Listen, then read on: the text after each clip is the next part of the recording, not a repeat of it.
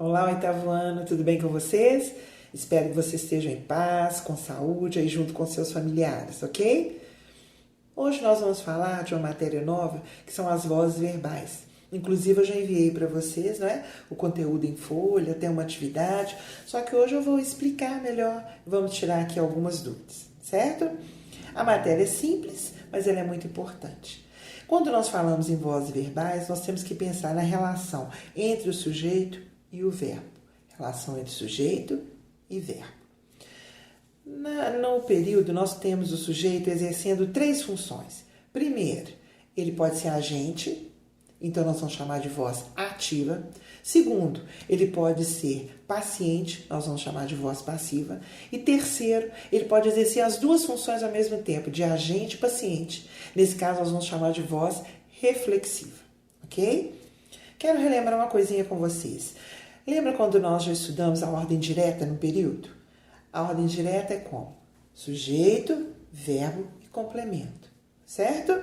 Sujeito, verbo, complemento. Existe também a ordem indireta, né? Ou inversa, que pode começar com o verbo, depois vir para o sujeito. Mas no nosso caso aqui, nós vamos nos preocupar, nós vamos nos ater à ordem direta. Sujeito, verbo e complemento, ok? Quando o sujeito ele é ativo, né, quer dizer que ele está realizando uma ação. Se ele é ativo, ele realiza uma ação. Quem realiza uma ação, ele é um agente realizador da ação. Vou explicar melhor num exemplo. Primeiro exemplo, dê uma olhadinha aí. Os amigos venderam o barco. Vamos separar?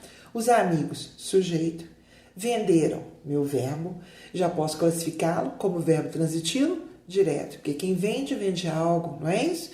No caso, venderam o barco. O barco é o complemento. Como é que chama o complemento de um verbo transitivo direto? Um objeto direto. Então, separando, eu tenho sujeito, verbo transitivo direto e objeto direto. No caso aqui, os sujeitos, os amigos, ele é ativo, ou seja, foram eles que venderam. A ação do verbo não é vender, então foram eles que venderam o barco. Então, eles são responsáveis por exercer essa ação. Então, nós temos aí uma voz ativa. Segundo exemplo, Ana comprou um carro. Vamos separar. Ana, sujeito, comprou o verbo transitivo direto, um carro, meu verbo transitivo direto também, que é o complemento. Ana, que no caso, ela está exercendo a ação de comprar o carro. Se ela exerce uma ação de comprar, ela está ativa. E quando ela está ativa, como é que nós vamos chamar? Voz ativa, certo? Então, primeiro exemplo, os amigos são os agentes aqui, porque eles estão exercendo a ação de vender. Segundo caso, Ana é a agente porque ela está exercendo a ação de comprar.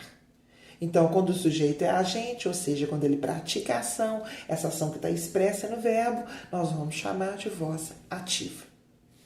Segundo caso, vamos passar para a voz passiva, ou seja, o sujeito agora ele é paciente, ele não faz a ação, ele sofre a ação. Vou pegar o mesmo exemplo lá, o primeiro. Os amigos venderam o barco. Vou transformar, vou passar para a voz passiva. O barco foi vendido pelos amigos. Entenderam? Olha a troca. Antes, os amigos venderam o barco, agora o barco foi vendido pelos amigos. O sujeito agora, no caso, é quem? O barco. Depois eu tenho uma locução verbal, foi vendido. E tem um complemento aí, pelos amigos, certo? Esse pelos amigos não era o sujeito, o agente, lá na minha voz ativa. Agora, pelos amigos, passou a ser o agente da passiva. Olhe bem, nós estamos agora na voz passiva. Ele antes era o sujeito, o agente lá na voz ativa. Agora ele é o agente, mas agora da voz passiva. Então, o sujeito, agente da passiva, é aquele que realiza a ação sofrida pelo sujeito. Qual foi a ação que o barco sofreu? De ser vendido. Por quem? Pelos amigos. Pelos amigos agora, ele é agente, mas agora de quem? Da passiva. Ok? Então, falamos aí de voz passiva. A voz passiva, ela se divide em duas, analítica e sintética. A primeira, que já foi até esse exemplo que eu dei do barco, é a voz analítica. Mas vamos rever? Olha o exemplo. O barco foi vendido pelos amigos. O barco é meu sujeito. Eu tenho agora uma locução verbal, onde eu tenho foi e vendido. Numa locução verbal, o que eu tenho? Dois verbos, onde um é auxiliar e o outro é o verbo principal. No caso de voz passiva analítica, o primeiro verbo aí, no caso, o auxiliar, ele é sempre o verbo ser ou estar.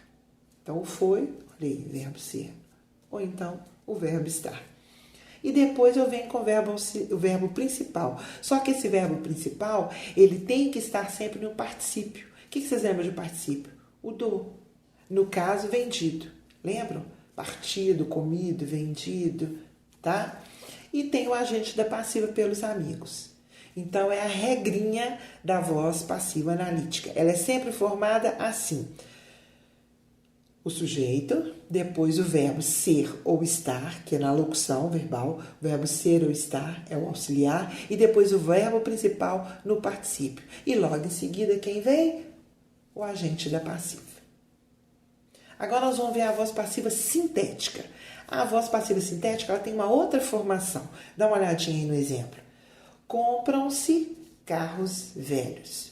Como que é feita, então, a voz passiva sintética? Ela é formada pelo verbo, sempre na terceira pessoa, certo? Verbo sempre transitivo direto na terceira pessoa, mais o se, que é um pronome apassivador, ou uma partícula apassivadora, e o sujeito paciente. Então, vamos aí separar. Compram-se carros velhos. Compram, eu tenho meu verbo transitivo direto, compram o quê? Meu verbo transitivo direto na terceira pessoa. Eu tenho se, que é meu pronome apassivador. E tenho aí carros velhos, que é o meu sujeito paciente. Então, eu tenho a voz passiva sintética. Transformando para a voz passiva analítica, é só trocar. Compram-se carros velhos. Carros velhos são comprados. Então, eu deixei aí para vocês, ó, na voz passiva sintética. Compram-se carros velhos. Na voz passiva analítica, carros velhos são comprados. A última voz é a voz reflexiva, onde o sujeito ele vai fazer ação, vai receber a ação, vai praticar e vai receber. Então, eu tenho um exemplo. Maria enganou-se. Olha o meu sujeito, Maria. Maria, ela é agente e ela é paciente. Por quê? O que aconteceu com a Maria? Ela fez a ação de enganar-se e ela sofreu a ação de ser enganada. Ela fez a ação e ela sofreu a ação ao mesmo tempo. Então, aqui eu tenho um exemplo de voz reflexiva. Ok? Bom, então eu espero que vocês tenham entendido o conteúdo. A matéria está lá no nosso livro, na página 68 do livro antigo, na página 66 do livro novo. Então, leiam a matéria, leiam o conteúdo, assistam a aula novamente, se necessário for, certo? E procurem tirar o máximo de dúvida possível, tá bom? Então, um abraço para vocês, saudade, espero que a gente se encontre logo, tá bom? Fiquem com Deus, tchau!